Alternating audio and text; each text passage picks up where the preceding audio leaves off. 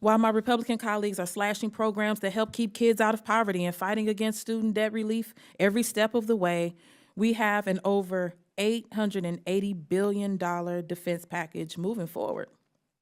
The money is there. The question is how we as elected officials choose to invest in our communities. The money is there.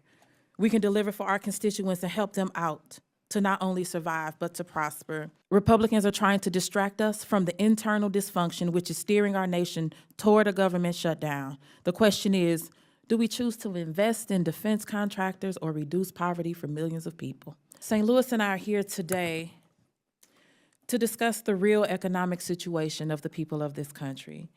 From gas prices to food, the cost of living is rising. New census data indicates that real incomes fell significantly in 2022 as inflation reduced the size of our constituents' paychecks. We know there are investments that the federal government can make to reduce poverty. The Republican Party's inability to govern has us rapidly moving toward a total government shutdown. This will disrupt important benefits and services for all of our constituents, such as food and cash assistance. Too many people around this country, across this country, are struggling to make ends meet. A government shutdown would affect more than 42 million people who receive SNAP benefits, nearly 3 million people who receive TANF benefits, and over 6 million participants who receive WIC benefits. Congress pulled together in a crisis to provide COVID relief, this emergency relief that people needed. My vision of a progressive economy led by the Biden administration must include Medicare for all, must include raising the federal minimum wage, ensuring housing affordability, reinstating the child tax credit, and canceling student debt. That's my vision. During the pandemic, we made direct payments to families through the child tax credit and provided student debt relief by freezing interest and payments. We still need to do more now. These two concrete examples show Congress can ease the effects of economic hardship and boost the economy overall.